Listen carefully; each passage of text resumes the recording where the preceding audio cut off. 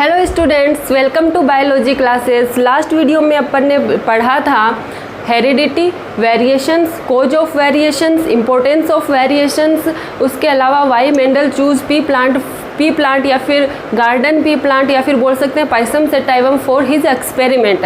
आज अपन पढ़ेंगे मेंडल्स के एक्सपेरिमेंट ऑफ मेंडल ने कौन कौन से एक्सपेरिमेंट किए थे।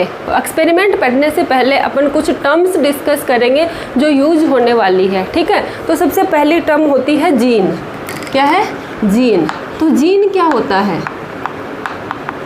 जीन होता है specific segment of DNA, specific segment of DNA which perform specific function,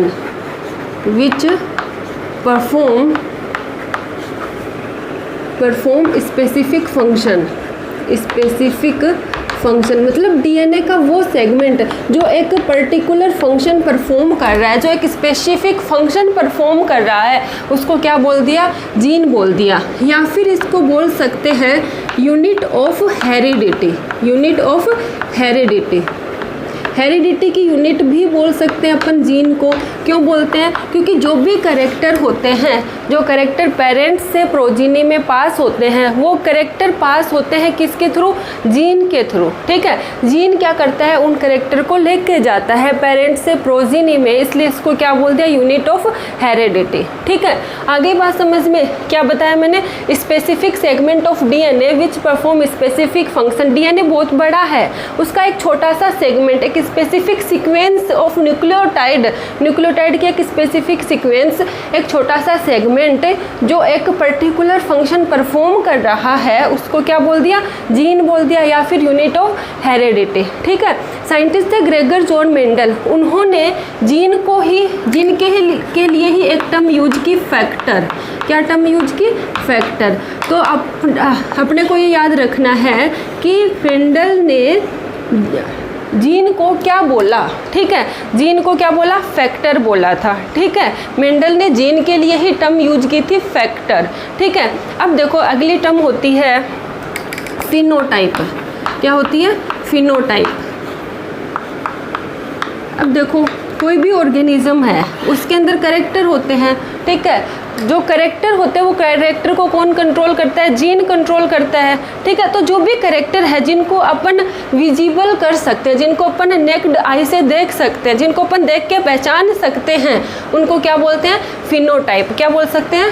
phenotype. Characters which can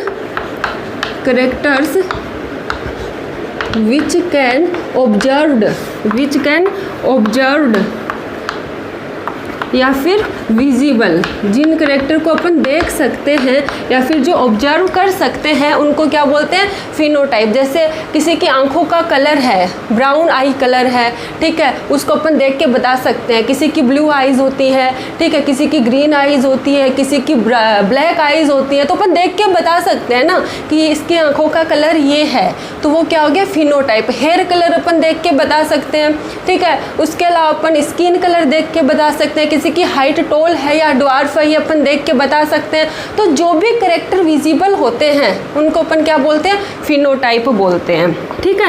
एक टर्म होती है जीनोटाइप। क्या होती है? जीनोटाइप मतलब genetic makeup of an individual. कोई भी इंडिविजुअल है, कोई भी ऑर्गेनिज्म है, उसका पूरा जेनेटिक कॉन्स्टिट्यूशन, उसका पूरा जेनेटिक मेकअप ही क्या होता है? जीनोटाइप होता है। मतलब उसमें किस तरह के जीन प्रेजेंट है उसको देखना, उसको पता लगाना क्या होता है? जीनोटाइप होता है, ठीक है। इतनी बातें समझ में आ गई होंगी। फिनोटाइप क्या होता है? जिन कैरेक्टर को अपन देख के बता सकते हैं, जिनको अपन ऑब्जर्व कर सकते हैं, वो होता है फिनोटाइप।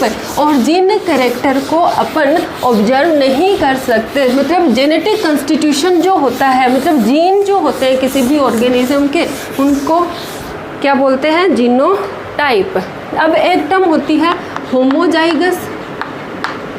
होमोजाइगस और एक टर्म होती है हेटेरोजाइगस। एक होती है हेटेरोजाइगस, ठीक है।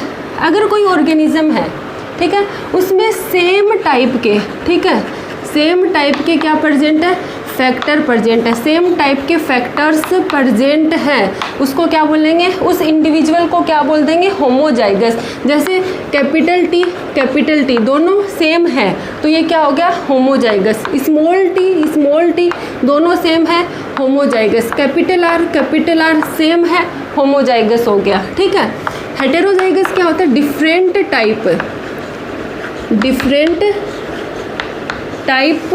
Types of factor, different types of factor. अगर किसी इंडिविजुअल के अंदर डिफरेंट टाइप के फैक्टर्स प्रेजेंट है तब उस इंडिविजुअल को बोलेंगे हेटेरोजाइगस। जैसे कैपिटल टी और स्मॉल टी दोनों अलग अलग हैं तो इसको क्या बोल दिया, हेटेरोजाइगस। एक कैपिटल आर है, एक स्मॉल आर है, ये क्या हो गया, हेटेरोजाइगस। कैपिटल जी, स्मॉल जी, मतलब दोनों क्या होने चाहिए, अलग अलग होने चाहिए, तब उसको अपन क्या बोल देंगे, हेटेरोजाइगस। अगर दोनों सेम हैं, ठीक है, तब उसको क्या बोल देंगे, होमोजाइगस। ठीक है, अब ग्रेगर जॉन मेंडल ने जो पाइसम सेटाइवम पे एक्सपेरिमेंट किए तो उन्होंने 7 कैरेक्टर को स्टडी किया।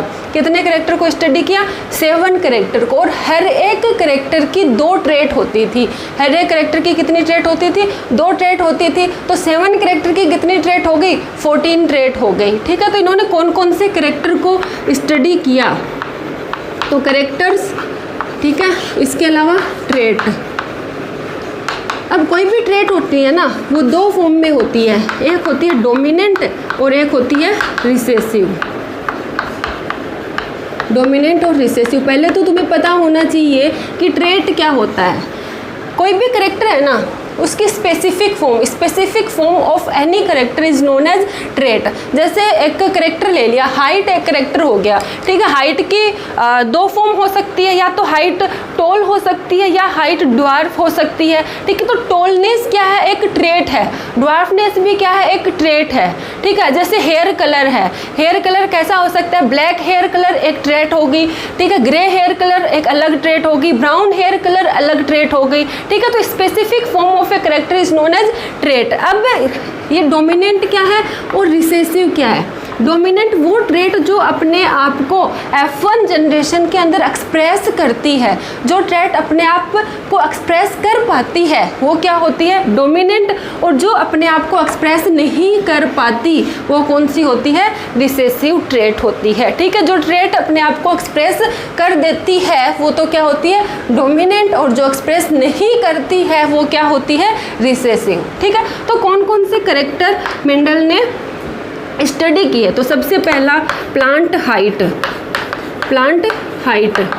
ठीक है, प्लांट हाइट की डोमिनेंट तो होती है टॉल और रिसेसिव होती है ड्वार्फ। ठीक है, दूसरा फ्लावर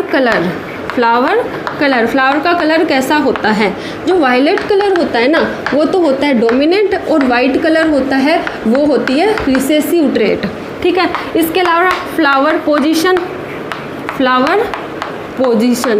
ठीक है, फ्लावर पोजीशन एक्सियल भी हो सकती है और टर्मिनल भी हो सकती है। ठीक है, तो एक्सियल जो होती है ना वो तो होती है डोमिनेंट ट्रेट और टर्मिनल होती है रिसेसिव ट्रेट। इसके अलावा सीड कलर येलो भी हो सकता है और ग्रीन भी हो सकता है। येलो कलर तो क्या होता है, डोमिनेंट, और ग्रीन होता है रिसेसिव। इसके अलावा सीड शेप राउंड भी हो सकती है और रिंकल्ड भी हो सकती है। तो राउंड तो क्या है, डोमिनेंट है, और रिंकल्ड क्या है, रिसेसिव है।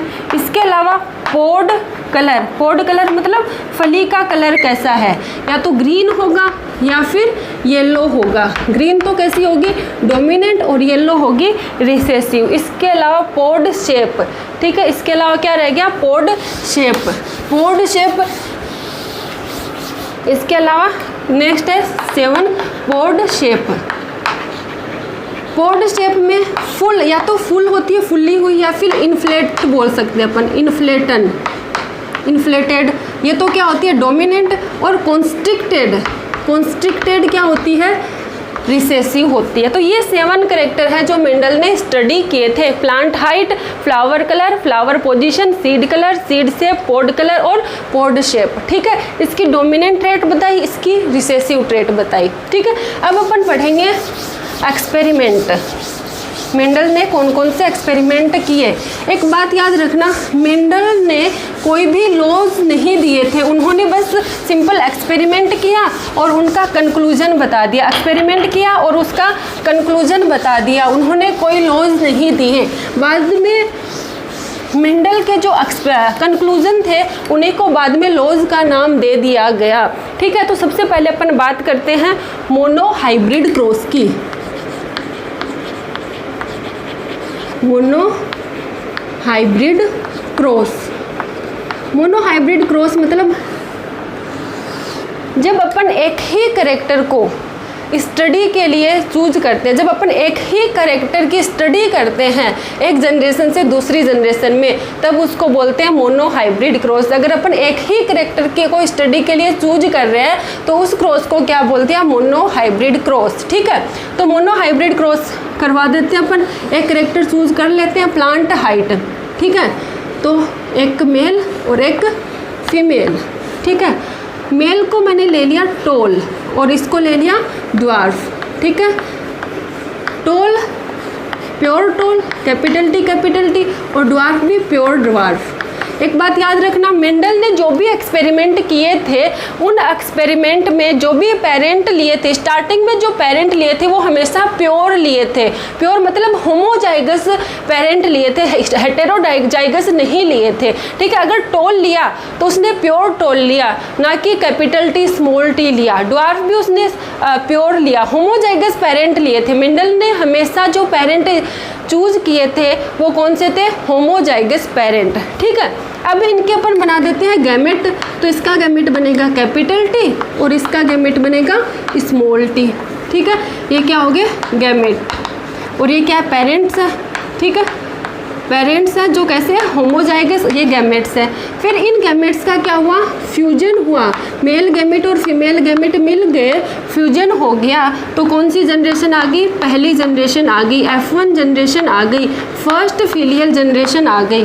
ठीक है, ये जो जनरेशन आई ना उसने पेरेंट कैसे लिए, मेल तो लिया, एक पेरेंट तो लिया टॉल और एक लिया ड्वार्फ। ठीक है, टॉल भी लिया और ड्वार्फ भी लिया। लेकिन जो पहली जनरेशन आई ना, F1 जनरेशन आई ना, उसके अंदर सारे के सारे जो प्लांट थे वो कैसे थे, टॉल थे। सारे के सारे प्लांट कैसे आए, टॉल आए। ऐसा कैसे हुआ भाई, उसने एक प्लांट तो टॉल लिया है, एक ड्वार्फ लिया है, तो या तो इंटरमीडिएट आना चाहिए। ठीक है, या फिर टॉल भी आने चाहिए और ड्वार्फ भी आने चाहिए, दोनों आने चाहिए। लेकिन ऐसा नहीं हुआ।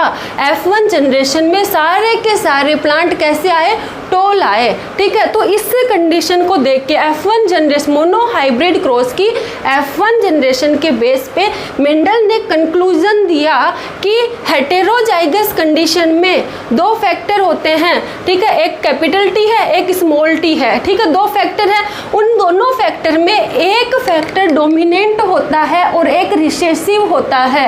डोमिनेंट की प्रेजेंस में रिसेसिव वाला अपना इफेक्ट शो नहीं कर पाता है, डोमिनेंट वाला रिसेसिव वाले को उसका इफेक्ट शो नहीं करने देता है। इसी को बाद में बोल दिया गया लॉ ऑफ डोमिनेंस। ठीक है, तो पूछा जाए लॉ ऑफ डोमिनेंस क्या होता है, तो पहली बात तो ये मोनोहाइब्रिड क्रॉस की F1 जनरेशन के बेस पे दिया गया है। हेटेरोजाइगस कंडीशन में एक फैक्टर डोमिनेंट, दूसरा रिसेसिव। डोमिनेंट की प्रेजेंस में रिसेसिव वाला अपना इफेक्ट शो नहीं कर पाता, या फिर अपन बोल सकते हैं कि डोमिनेंट वाला रिसेसिव वाले के इफेक्ट को दबा देता है, सप्रेस कर देता है। इसी को क्या, इसी वजह से सारे के सारे प्लांट कैसे आगे, टॉल आगे, और यही क्या बोल दिया गया, लॉ ऑफ डोमिनेंस। फिर F1 जनरेशन में जितने प्लांट आए ना उनकी सेल्फिंग करवाई। क्या करवाई, सेल्फिंग, मतलब उनका सेल्फ क्रॉस करवाया। ठीक है, एक ही प्लांट है, उसका उसी के साथ क्रॉस करवा रहे हैं। मतलब जो मटर का पौधा होता है, पी प्लांट होता है, गार्डन पी होता है, वो कैसा है, बाइसेक्सुअल है, उसमें मेल भी है, उसमें फीमेल भी है। इसका मतलब उसमें सेल्फ पोलिनेशन हो सकता है। तो सेल्फिंग करवाई तो इसका जो जेनेटिक कॉन्स्टिट्यूशन तो सेम ही रहेगा ना प्लांट का। तो कैपिटल टी स्मॉल टी इसी का इसके साथ क्या करवा दिया, क्रॉस करवा दिया। तो इसमें दो तरह के गैमेट बने, कैपिटल टी स्मॉल टी। इसके भी दो गैमेट बने, कैपिटल टी और स्मॉल टी। ठीक है, अब इनका आगे जब ये गैमेट बन गए, इन गैमेट को क्या करवा दिया, फ्यूज करवा दिया, जिसको अपन देखेंगे पेंडेट स्क्वायर से। एक गैमेट कैपिटल टी, एक स्मॉल टी, एक इधर कैपिटल टी और स्मॉल टी।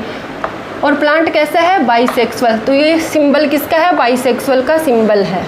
ठीक है, अब जितने गैमेट बनाया ना उतने बॉक्स बना दो। ये एक गैमेट है, इसका एक बॉक्स बना दिया, एक गैमेट का एक बॉक्स, इस गैमेट का एक बॉक्स और इसका भी एक बॉक्स। तो 4 गैमेट है और 4 बॉक्स बन गए। ठीक है, इसका इसके साथ क्रॉस करवाया तो कैपिटल टी, इसका इसके साथ करवाया कैपिटल टी स्मॉल टी, इन दोनों का क्रॉस करवाया कैपिटल टी स्मॉल टी, इन दोनों का करवाया स्मॉल टी। ठीक है, ये हो गई F2 जनरेशन, ये सेकंड जनरेशन हो गई, सेकंड फिलियल जनरेशन हो गई। अब देखो F1 जनरेशन में तो सारे प्लांट टॉल थे। ठीक है, और टॉल प्लांट को ही टॉल प्लांट से क्या करवाया, क्रॉस करवाया। ठीक है, इस टॉल प्लांट को इस टॉल प्लांट से क्रॉस करवाया, मतलब सेम ही एक ही प्लांट के अंदर सेल्फिंग करवाई और वो प्लांट कैसा है, टॉल है। लेकिन जब जो सेकंड जनरेशन आई ना, सेकंड जनरेशन के अंदर 75% प्लांट तो कैसे आए, टॉल आए, और 25% कैसे आए, ड्वार्फ आए। मीडियम हाइट का कोई भी प्लांट नहीं आया। ठीक है, 75% तो कैसे थे, टॉल थे, और 25 कैसे थे, ड्वार्फ थे। ठीक है, ये ऐसा कैसे हुआ, ठीक है, ऐसा कैसे हुआ। तो ये जो मोनो हाइब्रिड क्रॉस की F2 जनरेशन के अंदर ये जो ड्वार्फ प्लांट आ गया ना, ये कैसा है, ड्वार्फ है, ये कैसा है, टॉल है, ये कैसा है, टॉल है, और ये कैसा है, टॉल है। मतलब 3 तो क्या है, टॉल है, और एक कैसा है, ड्वार्फ है। 4 में से 3 टॉल है, एक ड्वार्फ है, मतलब ड्वार्फ प्लांट आ रहे हैं। तो मोनो हाइब्रिड क्रॉस की F2 जनरेशन के बेस पे मेंडल ने कंक्लूजन दिया कि जब गैमेट बनते हैं, गैमेट फॉर्मेशन के दौरान जो फैक्टर होते हैं, पेयर ऑफ फैक्टर क्या हो जाता है, सेग्रीगेट हो जाता है, और एक गैमेट के पास में एक ही फैक्टर आता है। जैसे ये एक पेयर था, ठीक है, फैक्टर्स का पेयर था। जब गैमेट बने तो एक के पास कैपिटल टी आया और एक के पास स्मॉल टी आया। ठीक है, at during gamete formation pair of factor segregate and one gamete receive only one factor. इसी को बाद में बोल दिया गया लॉ ऑफ सेग्रीगेशन। तो लॉ ऑफ सेग्रीगेशन क्या होता है, during gamete formation pair of factor segregate and one gamete receive only one factor. This is based on F2 generation of mono hybrid cross. ये मोनो हाइब्रिड क्रॉस की F2 generation पे base है। ठीक है, अब ये बन गए भाई, गैमेट बन गए, इसके पास ये आया, इसके पास ये आया। ठीक है, और एक गैमेट एक करेक्टर के लिए क्या होता है, प्योर होता है। इसके पास कैपिटल टी ही है, इसके पास स्मॉल टी ही है, तो ये इसके लिए क्या है, प्योर है। ये इसके लिए क्या है, प्योर है, इसलिए इसको लॉ ऑफ प्योरिटी भी बोल देते हैं। लॉ ऑफ सेग्रीगेशन का ही दूसरा नाम है law of purity of gamete. ठीक है, अब देखो ये आगे टॉल और ड्वार्फ आगे कैसे आ गए, ये पता चल गया। ठीक है, अब इसके बेस पे 2 रेशियो निकाले थे, एक तो फिनोटिपिक रेशियो। ठीक है, फिनोटाइप क्या होता है, मैंने थोड़ी देर पहले बताया था, जो अपन देख के बता सकते हैं। अब इनमें देख के तुम क्या बता सकते हो कि प्लांट की हाइट टॉल है या फिर ड्वार्फ है, तो इनमें से कितने टॉल है और कितने ड्वार्फ हैं। टॉल एंड ड्वार्फ का जो रेशियो है वो क्या है, फिनोटिपिक रेशियो। अब ये जो प्लांट आए हैं इनमें कितने टॉल है और कितने ड्वार्फ है, 3 प्लांट तो कैसे हैं, टॉल है, और 1 प्लांट कैसा है, ड्वार्फ है। तो ये रेशियो कितना आ गया, 3:1। दूसरा अपन बात करते हैं जीनोटिपिक रेशियो, मतलब जीन, जेनेटिक कॉन्स्टिट्यूशन कैसा है, जीन कैसे है, कितने टाइप के जीन है। एक तो कैपिटल टी है, एक कैपिटल टी स्मॉल टी है, एक स्मॉल टी है, 3 टाइप के हैं। तो कैपिटल टी का ratio capital T small T के साथ, और इसका रेशियो स्मॉल टी के साथ। कैपिटल टी कितने हैं, 1, कैपिटल टी स्मॉल टी कितने हैं, 2, और स्मॉल टी कितना है 1। ठीक है, तो मोनो हाइब्रिड क्रॉस का फिनोटिपिक रेशियो आता है 3:1। कैसे आया, निकाल के बताया। जीनोटिपिक रेशियो कितना आता है 1:2:1 आता है। ठीक है, आगे इतनी बात समझ में कि मोनो हाइब्रिड क्रॉस क्या होता है, एक ही कैरेक्टर की स्टडी करना एक जनरेशन से दूसरी जनरेशन में, वो क्या होता है मोनो हाइब्रिड क्रॉस। मेंडल ने हमेशा क्या लिए थे, प्योर प्लांट लिए थे, जो पेरेंट लिए वो हमेशा होमोजाइगस लिए। ठीक है, गैमेट बनाए, फर्टिलाइजेशन किया, F1 जनरेशन आ गई। सारे प्लांट कैसे आए, टॉल आए। F1 जनरेशन के बेस पे लॉ ऑफ डोमिनेंस दे दिया गया। ठीक है, F1 जनरेशन के बेस पे क्या दिया गया, law of dominance. Heterozygous condition में एक फैक्टर डोमिनेंट, एक रिसेसिव, डोमिनेंट की प्रेजेंस में रिसेसिव वाला अपना इफेक्ट शो नहीं कर पाता। ये क्या होता है, लॉ ऑफ डोमिनेंस। ठीक है, फिर आगे इनकी सेल्फिंग करवा दी, F2 जनरेशन ऑब्टेन की। F2 जनरेशन के बेस पे दिया गया लॉ ऑफ सेग्रीगेशन या फिर law of purity of gamete. During gamete formation pair of factors segregate and one gamete receive only one factor, this is known as law of segregation. ठीक है, फिर इसके बेस पे फिनोटिपिक रेशियो निकाल दिया और जीनोटिपिक रेशियो निकाल दिया। ये बात हुई मोनो हाइब्रिड क्रॉस की। ठीक है, अब अपन डिस्कस करेंगे गैमेट बनते कैसे हैं। ठीक है, गैमेट कैसे बनते हैं, डाई हाइब्रिड क्रॉस और सेक्स डिटर्मिनेशन। इतना 3 टॉपिक रह गए अपने, ये अपन डिस्कस करेंगे नेक्स्ट वीडियो में। Thank you.